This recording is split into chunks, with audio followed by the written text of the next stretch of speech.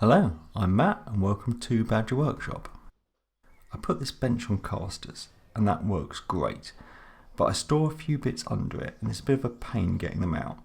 I'd like to find a home for them that doesn't take up much room. The other problem I've got is now that I can move this bench, it'd be nice if it fitted under that shelf. So my plan is to remake that shelf, raise it up a little and then extend it round the corner. I'm remaking it because I want both pieces to match. So I'm going to use some 3x2s because they're pretty much the cheapest material you can get. I'm going to laminate 6 of them together to make my shelf. Now this is very chunky for a shelf, but it means I can get away with putting less support under it. I have got a biscuit joiner and that would help lining these up, but I'm just going to keep it quite rustic. I could also plane them down to get them nice and smooth, but again this is just a workshop shelf.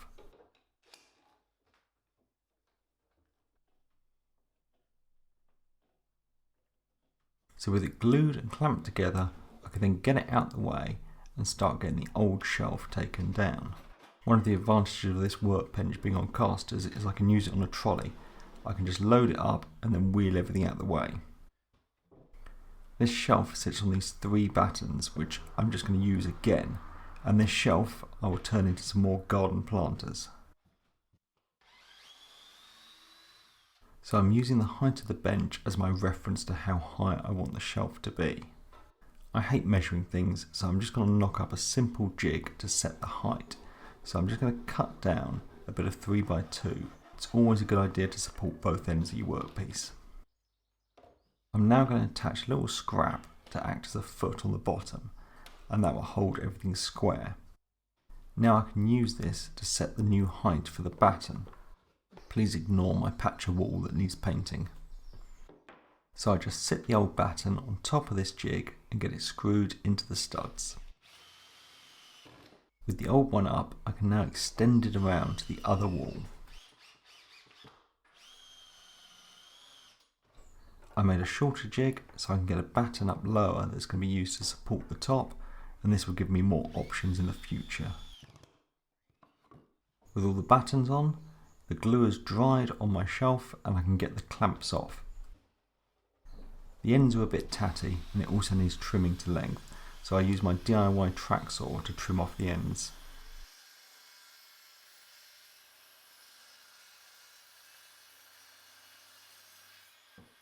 I'm not being too precious about it, but I just give it a quick sand down and I'm not going to bother to apply any finish. I can now get it back into place and just hope that my measurements were correct. And thankfully it fitted. So now I can make the second shelf exactly the same way. These lengths are 2.4 meters long, so that's the length of the shelf. Well, minus the small amount I'm going to trim off both ends just to square them up.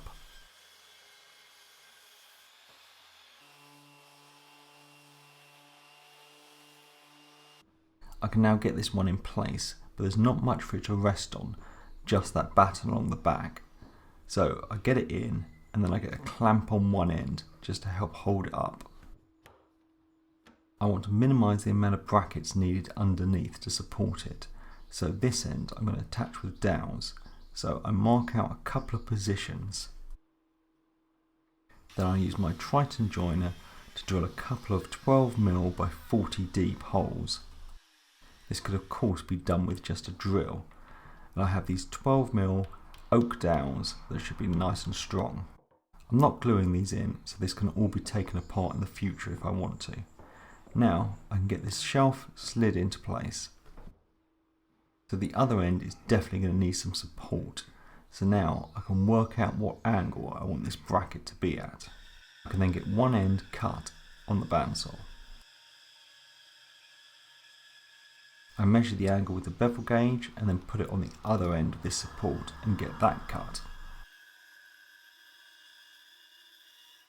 At the moment this shelf is definitely sagging forward, so it needs propping up a bit.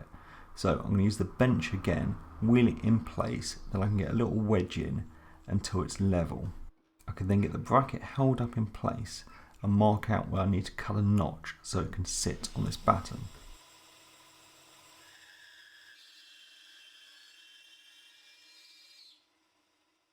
Now I can get one end screwed into this batten, and then I can screw down from the top into it.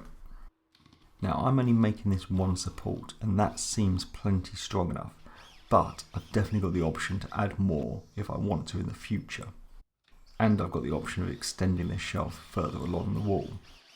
To lock it all into place, I just put some screws along the back of both shelves into the battens, and then I can start getting everything put back into place.